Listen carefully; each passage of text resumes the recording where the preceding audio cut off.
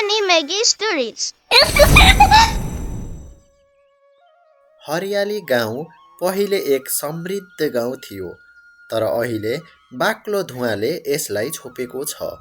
मानिसहरू बिरामी परेका छन् र जमिन बाँझो भएको छ। फोहोरले भरिएको नदीको छेउमा किरण र मीरा गाउँलाई प्रदूषणबाट बचाउने कसम खाए। किरणको मेकानिकल सिप र मीराको वैज्ञानिक ज्ञानले उनीहरूको कल्पनालाई वास्तविकतामा बदल्यो। उनीहरू ब्रेथ बक्सको प्लान गरे।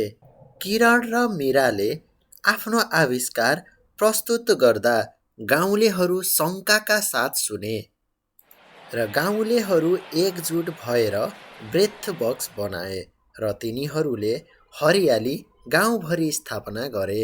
सहरको हिम्मत गर्दै किरण र मीराले आफ्नो प्रमाण र समाधान लिएर कारखानाका मालिकहरूलाई सामना गरे। त्यसपछि कारखानाहरूले सफा तरिकाहरू अपनाएपछि हरियाली गाउँको आकाश फेरि निलो भयो।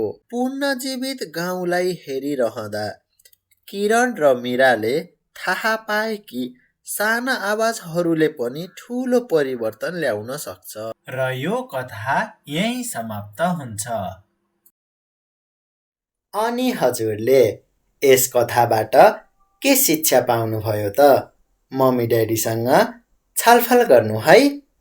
र यस्तै रमाइलो कथा हेर्न र सुन्नका लागि हाम्रो channel any Maggi story subscribe गरी साथी बन्नुहोला।